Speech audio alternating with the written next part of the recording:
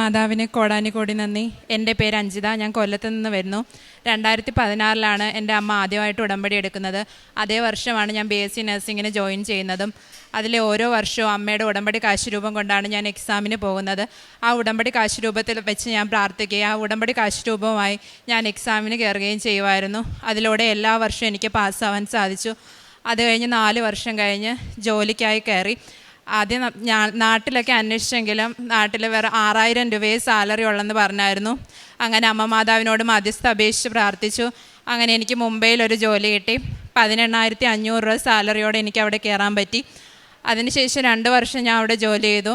അത് കഴിഞ്ഞ് കല്യാണം ഉറപ്പിച്ച് നാട്ടിലേക്ക് വന്നു. കല്യാണം ഉറപ്പിച്ചെങ്കിലും അതെങ്ങനെ നടത്തും എന്നൊരു ഇതുമില്ലായിരുന്നു. 1 രൂപ പോലും അതിന് വേണ്ടിയിട്ട് സാമ്പത്തികമായിട്ട് നീക്കി വെച്ചിട്ടില്ലായിരുന്നു. പക്ഷേ അമ്മ മാതാവ് കല്യാണം ഉറപ്പിച്ച തീയതികളിൽ എവിടുന്നാ പൈസ വരുന്നതെന്നൊന്നും അറിഞ്ഞുകൂടാ. പക്ഷേ എല്ലാം ഒരു തടസ്സം ഇല്ലാതെ നടന്ന് എൻ്റെ കല്യാണം നല്ല രീതിയിൽ നടന്നു. അത് കഴിഞ്ഞ് ഞാൻ നാട്ടിൽ തന്നെ ജോലിക്ക് കയറി. അത് കഴിഞ്ഞ് മാർച്ചിലേക്ക് 2025 മാർച്ചിലേക്ക് ഞാൻ സൗദിയിലേക്ക് പോകാനുള്ള എക്സാമിന് ഡേറ്റ് എടുത്തു. എക്സാമിന് ഡേറ്റ് എടുത്തതിന് ശേഷം അമ്മ ഇവിടെ ഉടമ്പടി പുതുക്കാനായിട്ട് വരുന്നു. അന്നേരം എന്നോട് വരുന്നോ എന്ന് ചോദിച്ചു. അപ്പം ഞാൻ വരാമെന്ന് പറഞ്ഞു. ചുമ്മാ വന്നു. അമ്മ ഉടമ്പടി പുതുക്കുന്നതിൻ്റെ കൗൺസിലിങ്ങിനായി മേലോട്ട് പോയി. ഞാൻ ആ സൈഡിലിരിക്കുമായിരുന്നു. അപ്പോഴും ഞാൻ അങ്ങനെ പ്രാർത്ഥിക്കണോ എന്നുള്ള രീതിയിലൊന്നും അല്ല വന്നത്. പക്ഷെ ഞാൻ അവിടെ ഇരുന്നപ്പോൾ ഞാൻ അറിയാതെ ഞാൻ കരയുക. എന്തുവാണെന്ന് എനിക്ക് അറിഞ്ഞുകൂടാ. ഞാൻ അറിയാതെ ഞാൻ എൻ്റെ അമ്മയോട് പ്രാർത്ഥിച്ചു പോയി.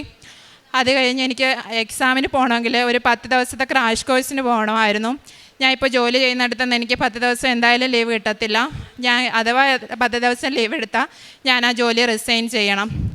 അതെങ്ങനെ ചെയ്യും എന്ത് ചെയ്യുമെന്ന് അറിയാതെ ഞാൻ അമ്മയോട് ഇവിടെ പറഞ്ഞിട്ട് പോയി. എനിക്കൊരു വഴിയില്ല, എന്തെങ്കിലും ഒരു വഴി എനിക്ക് കാണിച്ചു തരണമെന്ന്. അങ്ങനെ ഞാൻ വീട്ടിൽ ചെന്ന് 2-3 ദിവസം കഴിഞ്ഞപ്പോഴത്തേക്ക് എൻ്റെ കാലിൻ്റെ ലിഗമെൻറ്റിന് ചെറിയൊരു പ്രോബ്ലം വന്നു. അങ്ങനെ ഞാൻ ഡോക്ടറിനെ കൊണ്ട് കാണിച്ചു. അപ്പോൾ ഡോക്ടറിൻ്റെ കയ്യിൽ നിന്ന് എനിക്ക് 2 ആഴ്ചത്തേക്ക് മെഡിക്കൽ ലീവ് കിട്ടി. ആ മെഡിക്കൽ ലീവ് ഞാൻ വർക്ക് ചെയ്യുന്നിടത്ത് കൊണ്ട് കാണിക്കുകയും ആ ലീവിൻ്റെ സമയത്ത് ഞാൻ പോയി ക്രാഷ് കോഴ്സ് അറ്റൻഡ് ചെയ്യുകയും എക്സാം എഴുതുകയും ചെയ്തു. എക്സാം എഴുതാൻ പോയപ്പോൾ അവിടെ നല്ല സെക്യൂരിറ്റി ചെക്കിംഗ് ആയിരുന്നു. നമുക്കൊന്നും കൊണ്ട് കയറാൻ പറ്റത്തില്ല, പാസ്പോർട്ട് മാത്രമേ കൊണ്ട് കയറാൻ പറ്റത്തുള്ളൂ. അപ്പം ഞാൻ പാസ്പോർട്ടിൻ്റെ അകത്ത് ഇവിടുത്തെ അമ്മ മാതാവിൻ്റെ ഉപ്പ് പാസ്പോർട്ടിൻ്റെ അകത്തിട്ട് കാശ് രൂപ എൻ്റെ ഉടുപ്പിൽ പിന്ന് കൊത്തി വെച്ചുകൊണ്ട് കാശ് രൂപമായിട്ട് ഞാൻ കയറി. ഞാൻ ഇരുന്ന് എഴുതുന്ന കമ്പ്യൂട്ടറിന് ചുറ്റും ആ ഉപ്പിൻ്റെ പൊടി ഞാൻ തട്ടിയിട്ട് എന്നിട്ട് ഞാൻ എക്സാം എഴുതാൻ തുടങ്ങി.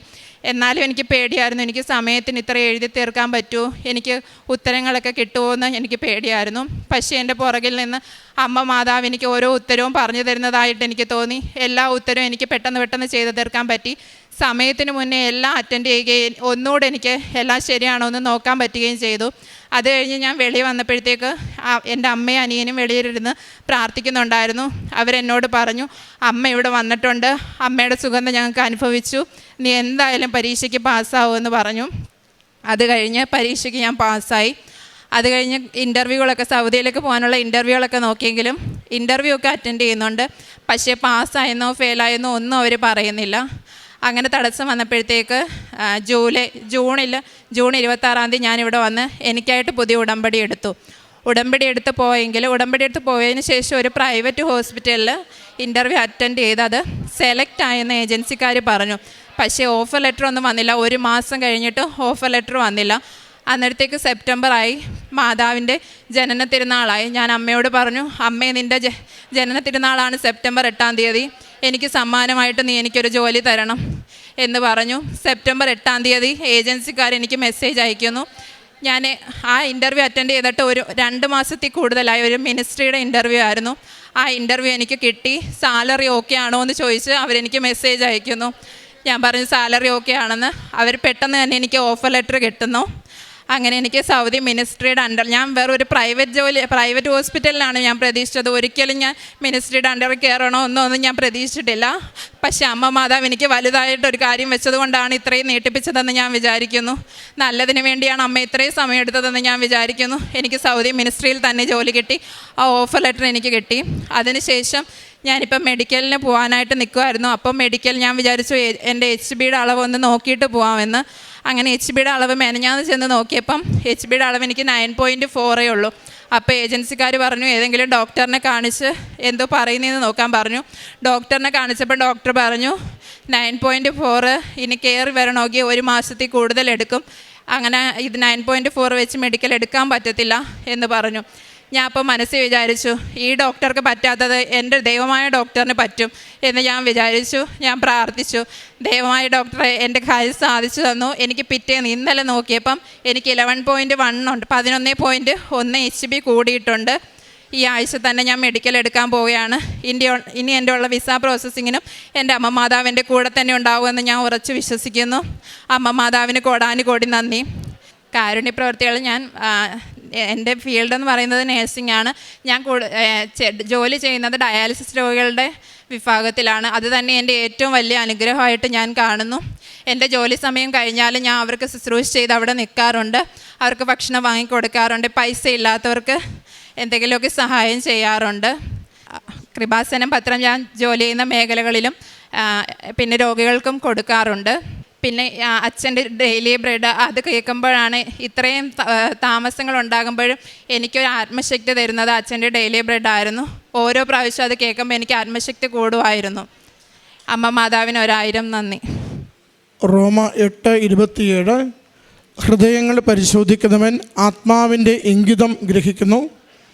എന്തെന്നാൽ ആത്മാവ് ദൈവഹിതമനുസരിച്ചാണ് വിശുദ്ധർക്ക് വേണ്ടി മാധ്യസ്ഥം വഹിക്കുന്നത്. അഞ്ജിത മാസി എന്ന ഈ മകൾ അമ്മ മാതാവിൻ്റെ തിരുനടയിൽ തൻ്റെ അമ്മയുടെയും തൻ്റെയും ഉടമ്പടി ജീവിതത്തിലൂടെ ലഭിച്ച വലിയ ദൈവാനുഭവങ്ങളെ സന്തോഷത്തോടെ സാക്ഷ്യപ്പെടുത്തുകയാണ്.